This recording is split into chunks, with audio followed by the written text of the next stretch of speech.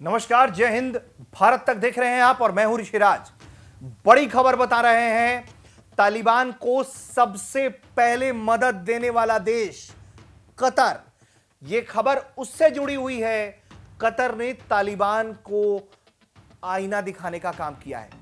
क्या खबर आई है, यह इस वीडियो में हम आपको बताने जा रहे हैं। दरअसल तालिबान के रवैये से नाराज कतर ने उसको लताड़ लगाई है और यह बहुत अप्रत्याशित है, क्योंकि माना यह जा रहा था कि कतर पूरी तरीके से अपना समर्थन तालिबान को दे रहा है तो वो उसकी खुलेआम मंचों पर निंदा नहीं करेगा। लेकिन कतर ने जिस तरीके से तालिबान की निंदा की है, उसके नीतियों की आलोचना की है, वो जानना बहुत दिलचस्प है। इस वीडियो में इससे जुड़ी तमाम जानकारी हम आपको देने जा रहे हैं। दरअसल कतर ने जो है वो आलोचना ये की है कि जिस तरीके से तालिबान लड़कियों को पीछे धकेल रहा है, उनको पढ़ने नहीं दे रहा है, उनको कॉलेज नहीं जाने दे रहा है, उनको स्कूल नहीं जाने दे रहा है, इसको लेकर उन्होंने कहा है कि ये कौन सा इस्लामिक तरीका है भाई।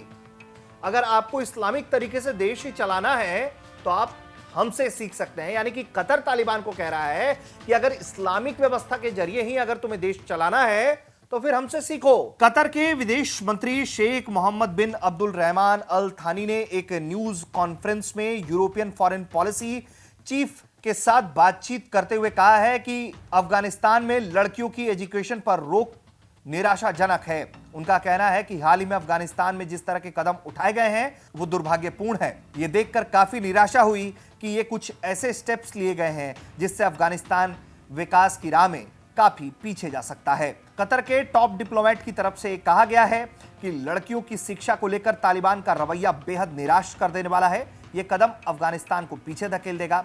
उनका कहना है कि अगर वाकई तालिबान को एक इस्लामिक सिस्टम से देश चलाना है तो तालिबान को कतर से सीखना चाहिए।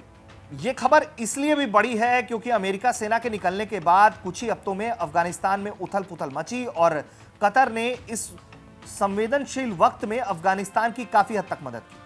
कतर ने काबुल में एयरपोर्ट के ऑपरेशन को संभालने में मदद की। इसके अलावा हजारों विदेशियों और अफगानियों को भी इस देश से निकालने में उसकी मदद की। इसके अलावा अफगानिस्तान में तालिबान के कब्जे के बाद वहां अपना सबसे पहले अगर किसी ने उच्च स्तरीय प्रतिनिधिमंडल भेजा तो वो कतर ही दुनिया का पहला देश था। शेख मोहम्मद ने आगे कहा कि हमें लगातार तालिबान के साथ बात करने की जरूरत है और उनसे आग्रह करने की जरूरत है कि वो विवादित एक्शन से दूरी बनाए रखें। शेख मोहम्मद ने तालिबान से यह भी उम्मीद जताई है कि वो पिछले कुछ सालों में अफगानिस्तान में जो प्रगति हुई उसे बनाए रखें। उन्होंने इसके साथ ही अंतर्राष्ट्रीय समुदाय से अपील की है कि संवेदनशील हालातों से गुजर रहे अफगानिस्तान को अलग थलग ना पड़ने दिया जाए। तो जिस तरीके से कतर तालिबान को आईना दिखाने का काम कर रहा है, इतनी हिम्मत पाकिस्तान में नहीं है। पाकिस्तान तो शुरू से ही उसके लिए लॉबी कर रहा था। जब कतर तालिबान की मदद के लिए आगे आया और जब उसने पहला अपना डेलीगेशन भेजा तो पाकिस्तान की खुशी का ठिकाना नहीं रहा, क्योंकि उसे एक रास्ता खुलता हुआ दिखा कि अब जो है उसका एजेंडा कामयाब हो जाएगा। लेकिन जिस तरीके से पीछे धकेलने की कोशिश की जा रही है, जिस तरीके से अत्याचार की कोशिशें हो रही है अफगानिस्तान के अंदर तालिबान के द्वारा, उसको लेकर अब कतर ने आंखें लाल कर दी है।